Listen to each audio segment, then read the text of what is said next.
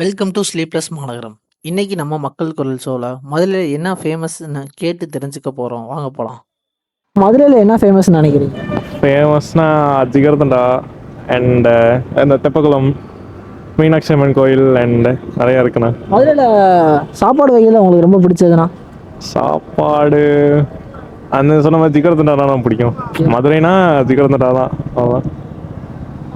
இப்போ மதுரை புரோட்டா வந்து உங்களுக்கு எங்கே பிடிச்சிருக்கு ரொம்ப?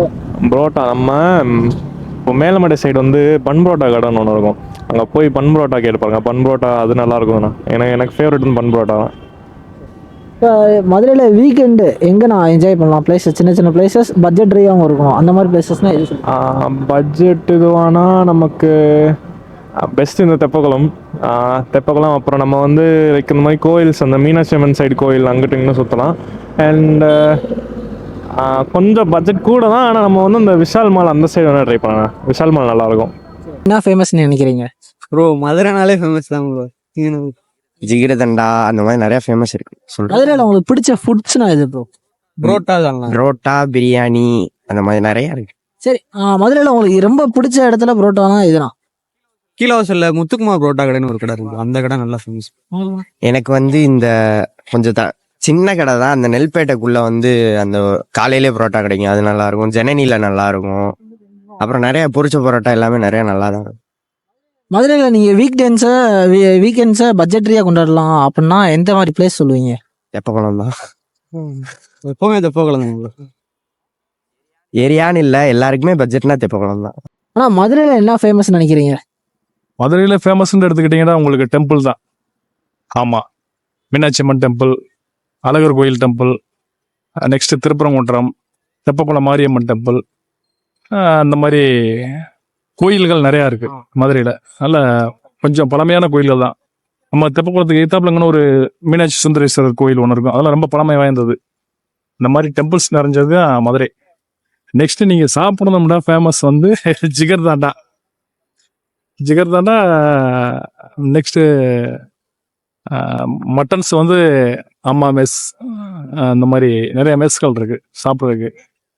வேற மதுரையில் ஃபேமஸ்ஸு மதுரையில் புரோட்டா எங்கன்னா நல்லா இருக்கும்? புரோட்டா, பன் புரோட்டா நல்லா இருக்கும். பன் புரோட்டா எப்படின்னு கேட்டீங்கன்னா, இங்கேருந்து நீங்கள் போனீங்கன்னா நம்ம ஆவின் இது இருக்கும்.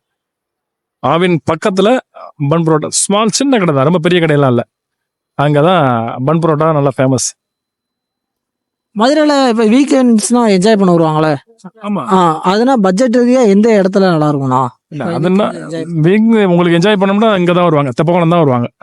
ஃபுல்லாக ரவுண்ட் வாக்கிங் போகிற மாதிரி போவாங்க. நெக்ஸ்ட் நிறைய ஷாப் இருக்கும், சின்ன சின்ன ஷாப்ஸு. அங்கே வாங்கி சாப்பிட்டு அப்படியே ஜாலியாக வீட்டுக்கு நடந்து போகிறவங்க, டூ வீலரில் போகிறவங்க போவாங்க. இந்த மாதிரி இருக்கும். இது நல்லா இருக்கும். என்ன ஃபேமஸ் நினைக்கிறீங்க? மதுரையில் ஃபேமஸ் மீனாட்சி அம்மன் கோயில். அது அடுத்தாச்சுன்னா ஜிகார்தாண்டா, அப்புறம் கொத்து பரோட்டா. சரி, மதுரையில் சாப்பாடுல உங்களுக்கு பிடிச்ச சாப்பாடுனா பிடிச்ச சாப்பாடு தான் பிரியாணி தான். அம்சவல்லி பிரியாணி தான். மதுரையில் புரோட்டா எங்கே நல்லா இருக்கும்?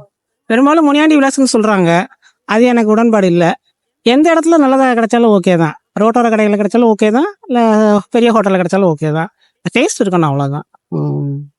இப்போ மதுரையில் வந்து வீக்கெண்ட்ஸ் வந்து எங்கே போய் என்ஜாய் பண்ணலாம் பட்ஜெட்டரியா?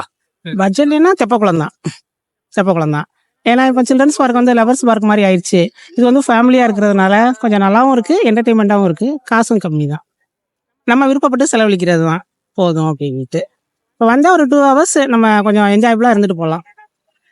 அது மாதிரி நல்லாயிருக்கும். மதுரையில் ஃபேமஸ்னா எதுன்னு நினைக்கிறீங்க? மதுரை ஃபேமஸ் மீனாட்சி அம்மன் கோயில். மதுரையில் உங்களுக்கு பிடிச்ச சாப்பாடுன்னா என்னது? கோனார் மெஸ். என்ன சாப்பிடுவீங்க? மட்டன். வேற சைவத்துக்கு வந்து சபரிஸ். மதுரையில் புரோட்டா எங்கன்னா நல்லா இருக்கும்? புரோட்டா, பன் புரோட்டா. அது வேற என்ன, நம்ம பால் பண்ணிட்ட அண்ணா நகர் பால் பண்ணிட்ட. வேற பால் பண்ணை வேற. மதுரையில் வந்து வீக்கெண்ட்ஸ் சனி ஞாயிறு அன்னைக்கு எங்கன்னா வெளியில போய் கம்மி செலவுல சுத்தி பார்க்கலாம்? தெப்பக்குளம் தான். மாரியம்மன் தெப்பக்குளம். அங்க என்ன ஃபேமஸ் நினைக்கிறீங்க? மதுரையில் மீனாட்சி அம்மன் ஃபேமஸ்ஸு. அதுக்கு உணவுப் பொருள்களில் ஜிகர்தண்டா, மதுரை ஜிகர்தண்டா ஃபேமஸ்ஸு. புரோட்டா வந்து மதுரையில் எங்கன்னா நல்லா இருக்கும்? மதுரையில் பன் புரோட்டாண்டு இப்போ ஒன்றும் ஒரு குறுகிய காலமாக பன் புரோட்டான்னு சொல்லி எல்லா இடத்துலையுமே போடுறாங்க. இருந்தாலும் நம்ம மேலமட மாநகரிக்கிட்ட ஒரு பன் புரோட்டா ஒரு கடை இருக்குது, அது நல்லா இருக்கும். மதுரையில் இந்த சனி ஞாயிறு அந்த லீவ் நாள் ஆகுதுமா, பட்ஜெட்டரியா கம்மி காசுல எங்கன்னா வெளில போயிட்டு வரலாம்?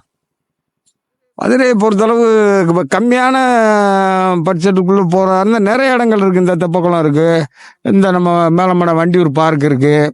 மதுரையை சுற்றி கம்மியான செலவில் நிறைய இடங்கள்லாம் இருக்குது. சும்மா வந்து சொல்ல முடியாது, நிறைய இடங்கள் இருக்குது. அந்தந்த ஏரியாவை பொறுத்து லொக்கேஷன் இருக்குது. அவங்களும் சின்ன சின்ன செலவுலேயே டைம் பாஸ் பண்ணிட்டு வர்ற மாதிரி இருக்குது.